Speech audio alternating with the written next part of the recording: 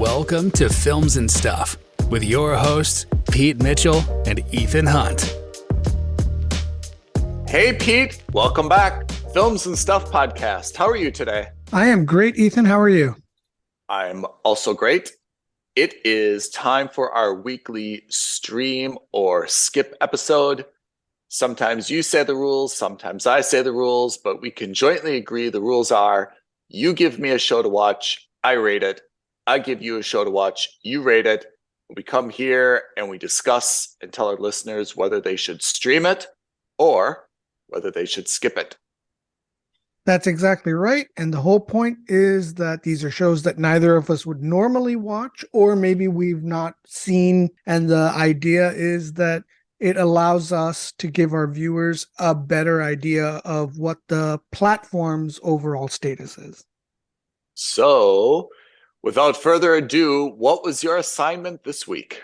This week, I had History of the World Part 2. Oh, you loved Part 1, right? So I haven't watched it in decades. That was the movie. How many decades? Well, it came out in 81. Whoa, really? Yeah.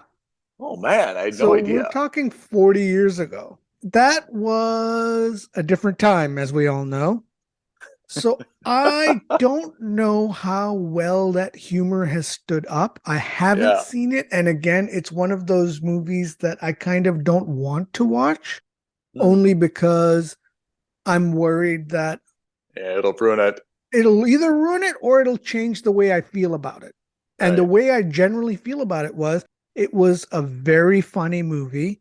Yeah. And that, I want to keep it that way. So what'd you think of Part 2? So Part 2, I have not very complicated feelings. It's quite easy. Mel Brooks comes back, but not as an actor. He comes back as the narrator for the TV series because, of course, he's also in his 90s, so that's understandable. And you've got a pretty stellar cast. So the main cast, or not, I say main, but the reality is that you've got a few stars who are always in it. So you've got J.B. Smoove, Wanda Sykes, you've got Nick Kroll, a bunch of these characters. They play different characters. And the idea is that the show is essentially a series of sketches depicting real life historical events and eras, but made into a satire or a parody, and also in such a way to kind of modernize it in a way so that it's more relatable. For example, Danny DeVito is a guest on one of the episodes, and he plays Tsar Nicholas, whose family is in exile. And you see Rasputin, and you see that his daughter is doing Instagram, quote unquote, influencer videos, which obviously didn't exist back then, but that's something that's relatable now, right? So that's how she's sustaining herself in these difficult times, is that she's become an influencer. In the second episode, for example, you see the depiction of Judas and Jesus' Last Supper. It's a parody of Curb Your Enthusiasm. Judas talking to some of the other disciples and how they're kind of like fed up with Jesus and so forth. I want you to think of this show as a mix of Saturday Night Live and Monty Python. So it's a bunch of unrelated sketches, but sometimes they're repeating characters, sometimes they're repeating of events. And it's like an anthology series that way, in the sense that the thread that connects through all the episodes is that it's a depiction of history, or a satirical or a parody view of history. But there's no rhyme or reason to what they've selected. On that basis, it's very hard to say, is this definitely a must watch? Is this a skip? It's very tough because, like Saturday Night Live, like some Monty Python sketches, some things are hilarious, some things less so. So like the Danny DeVito sketch with Tsar Nicholas didn't land so well for me, but the Judas sketch with J.B. Smoove and Nick Kroll, that I thought was hilarious. Do you think it has something to do with our familiarity with that piece of history? Like the Bible story may be more familiar than the Tsar Nicholas story, for example. No, it may be, it may not be, but at the end of the day, like, I think funny is funny, regardless of the familiarity of it. And that's not to say I'm completely oblivious to what happened to his Tsar Nicholas. Yeah. And I'm sure they're going to do something in like the Nazi era Germany time. Cold War. Yeah. I'm sure they will have.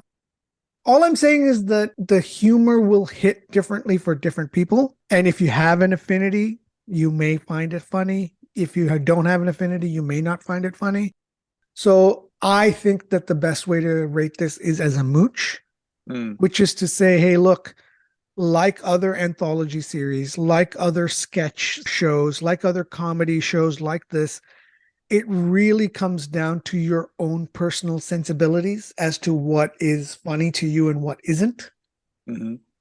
I would say that something like this, I would certainly watch, and I'm sure I'll finish the series one day, but it's not a high priority show for me to sit down and watch at the moment, only because I think there are other shows that, you and I are watching right now that we would prioritize. Okay. Doesn't sound terrible, but it sounds like there's some redeeming qualities, but I think certainly. And yeah, again, it's very much a case of you should try it to see if it lands for you. If you love it, you're going to love it. If you don't be too shocked because of the nature of the kind of show it is. Okay. So that is History of the World Part 2 or Volume 2? Part 2. And where is it streaming? It's streaming on Hulu. I think there's going to be 10 episodes, maybe 8, but yeah. Well, sticking with the Hulu theme, I also had an assignment from Hulu, and mine is an original comedy series, 13 episodes named Maggie, Maggie. It is a comedy, 2022, so it's pretty recent, starring people that I feel like I know, but I don't really know. So Rebecca Rittenhouse is the title character, Maggie. There's David Del Rio, Nicole Sakura, this one dude's wife, Chloe Bridges, Adam Devine, Chris Elliott, Blast from the Past. There are some people that I've recognized here. Let me summarize what is this comedy about. Maggie is a psychic. So this is set in Pasadena, California, which is nice to have something not in Los Angeles or New York. Set in Pasadena. She is a psychic, not really like a professional psychic, but kind of like I graduated from college, I don't have a job, and I make a little bit of money giving psychic readings. And she's psychic, but not really like widely acknowledged as a psychic, but she is. So when she touches someone or holds their hand, she can kind of see images from their future. So some people come to her trying to find a lost pet. Am I ever going to meet a husband? Should I stay with this girl? And she gives them a reading. It's not clear what she charges. So then she meets this dude at a party, Ben. He's obviously trying to flirt with her, and she's kind of like, nah, not really feeling it today. She gives him a psychic reading, and it turns out they have a relationship together in the future and are quite happy. So Maggie is really freaked out. She's never seen herself, in the future. And she's worried on how to deal with these things. She's worried about the context, right? Like, she doesn't know how far in the future this is, but she kind of starts to see the guy. And that's the basis for this comedy, which is she's a psychic and she kind of has a relationship with someone and she can see his future. I watched 3 episodes and I can say the following. It is very funny and clever. Very similar to the review that I gave about Our Flag Means Death. Yeah. It is very clever writing and subtle jokes. And I can sincerely say that if I had to pen a comedy or write a script, it would be definitely my type of humor. And I say that because I'm trying to compliment the show. I'm saying this is what I would do if I were them. I cannot do better myself. But it falls a little bit flat in the sense that there's a lot of very fluff kind of tropian characters in between all the wittiness. So, for example, if you remember way back, kind of the Seinfeld had Kramer, which was kind of like the crazy neighbor. And that was maybe all the way back from like Family Matters with like Steve Urkel, or even Family Ties with that one dude. There's always kind of like the crazy neighbor or kid's friend or someone, right? Who just does silly, crazy things for no good reason. And either they nail it like Kramer did, or Steve Urkel did. I can't remember that dude's name. Or they kind of fall flat. Jaleel White. Yes, thank you. Here, characters kind of fall flat. The quirkiness, maybe it will come. I'm sure Kramer was in funny episode 1. Maybe it will come, but it's not there yet. And that is a little bit like grown worthy, you know? So it just doesn't come off. And there's not a whole lot of like warmth between the characters. You know, it doesn't really feel like when you watch Seinfeld, for example, or some of the other like Friends, for example, you felt really relationships between the people, right? And here, everything just feels kind of like smashed together. Mothers and daughters and husbands and friends. No one really, you don't get like any sense of warmth, like whether that's a writing issue or an acting issue or a set issue. I just don't feel like any of the relationships here. None of them seem meaningful at all. And the premise is kind of okay. I have to say, it's not a bad premise. It is a comedy at the end of the day.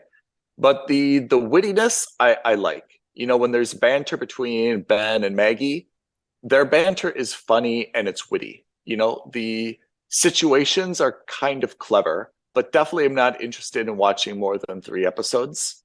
But if someone turned it on, I wouldn't turn it off or change it, if that makes sense. You know, like if I opened my laptop one day and it started playing, I would probably watch it a little bit to see what happened next. Is something funny going to happen? I wouldn't stop it right away. But I do like some of the things about it. And I think for a comedy on Hulu, it's a pretty good effort. I don't know if there's a better comedy on Hulu right now. It is an original. Possibly if this was going to, I have no idea if it's going to extend beyond season 1, which is only 13 episodes, as I mentioned. If it would extend to season 2, maybe the players have gotten their legs around them a little bit, or the script is tightened a little bit. But I have to say, I don't dislike it, but it's a solid mooch for me. I don't think you should skip it. I also don't think you should pay money for it. So that's my rating of Maggie on Hulu. Just a quick question. So you said that you didn't feel like the relationships were genuine or they didn't feel authentic? Yeah, that's a good way to say it. I just didn't feel it, you know? Like Yeah. I don't feel any relationship between, like there's like a mother and father, you know, and they're in a lot of the episodes. Right. I don't feel that they act like a married couple. Like I don't feel anything between them. And I don't feel that they act like her parents. I just don't feel anything, you know? Like they're both kind of quirky.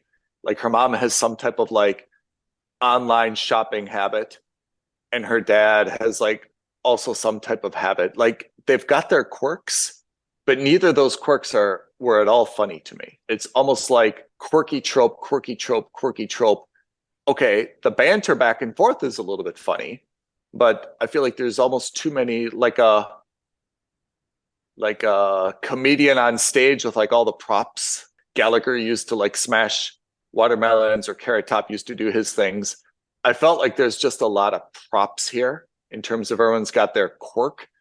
And that was trying to take the place of either a genuine relationship or, you know, more funny writing. But when they do kind of write dialogue, it was solid. And do you think that would get better over time, or do you think that there's no hope? You know, like, for example, you mentioned Friends. Yeah. If you compare Friends of season 1 to Friends of like season 6, season 10, those relationships I think also took a few years to develop, right? Super true. So I guess I would say back in the day, I think there was a little bit more runway for shows to find their legs. True. Like if you watch the first few episodes of Seinfeld, man, it's borderline miserable. You would never be like, this will end 10 years later as the best show ever. It's not compelling. Shows today, though, on Hulu don't get more than 13 episodes to like show me something. You're right. Like there's no, well, maybe you guys will figure it out in season 3. Like it's, hey, you better figure it out in the first 6 episodes because we've got to make a renewal decision by then.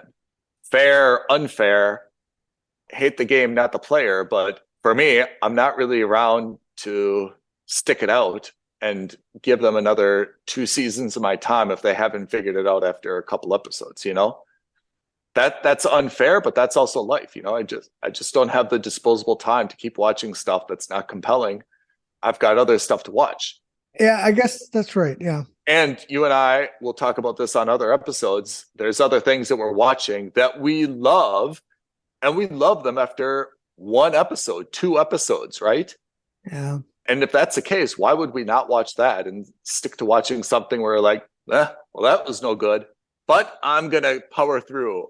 Like, there's no reason to do that to yourself, Yeah, no, you're right. You're right. I think that's probably the fundamental downside of the streaming platforms. Yeah. What executives used to give 2 or 3 seasons for, or at least 22 episodes for, has now shrunk down to 1 season, and that season isn't even maybe 13, isn't even maybe 10 episodes. It's like the Ring of Fire. You either succeed or you don't, and those that succeed then have a great chance of becoming excellent shows, right? Yeah. So, I mean, no one's stopping this show from, starting off gangbusters, episodes 1, 2, and 3. If you've got to reshoot some stuff, if you've got to recast some stuff, if you've got to like rethink it, I know there's budgets and I know there's timelines, but after 1 episode, I've messaged you and I'm like, Pete, I'm 100% in, right? Yeah, that's right. That's what I'm going to be watching, right? I don't have time for a show that after 3 episodes, I'm like, You're absolutely right. But it's not miserable by any stretch of the imagination. I don't want to say that. There's really some redeeming qualities here.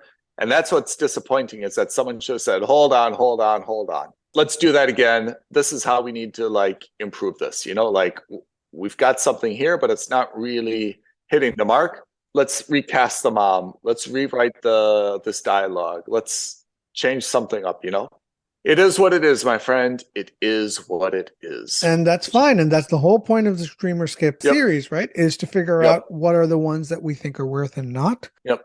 Speaking of which, so if Maggie is a mooch and History of the World Part 2 is a mooch, let's take a look at what we're watching for next week. You will be watching on Apple TV The Big Door Prize. 100% excited. I am too. I saw the trailer. It's with the only one I recognized in the trailer was Chris Dowd.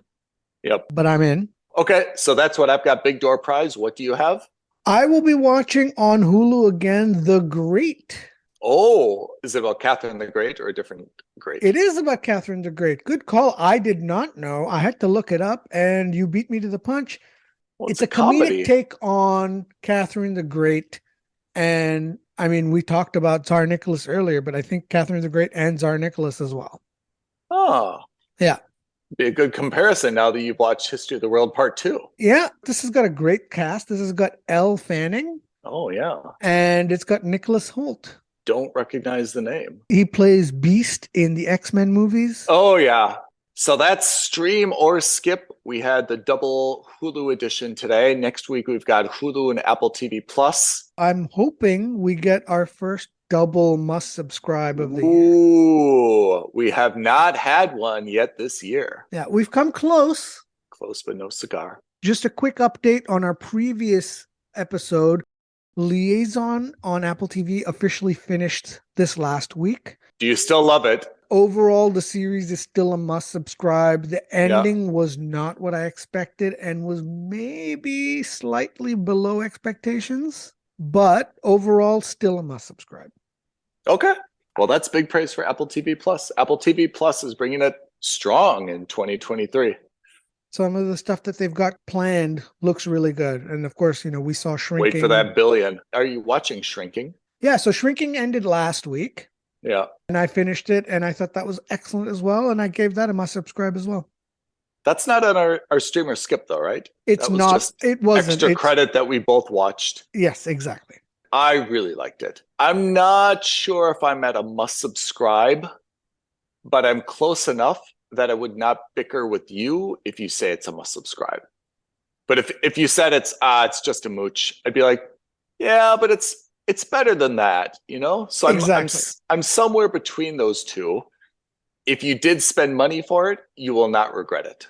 But you could live without it. I would say you could live without it because the quality of other programs that we've been watching is quite stellar so far. Yeah. But having said that, on its own, which is how we judge these things, it is definitely a must subscribe for me. Yeah. So that is Films and Stuff. Stream or skip. Tune in next week. We've got some very big things on the horizon. Let's see where we are with the Big Door Prize and The Great. That's right. In any case, if you guys have any other TV shows that you'd like us to put on our stream or skip list, or if you disagree with any of our previous assessments, leave a comment below this video. Reach out to us on Twitter at F&S Podcast. Drop us a DM on Instagram at Films and Stuff Podcast, or send us an email, aloha at filmsandstuffpodcast.com. Thanks, everyone, for tuning in. Thank you, Pete. Thanks, Ethan. Thanks, everyone. Appreciate you all. Bye-bye. Thank you for listening to another episode of Films and Stuff. If you haven't already, please subscribe and review on Apple Podcasts, Spotify, or wherever podcasts are downloaded. Films and Stuff. There is no substitute.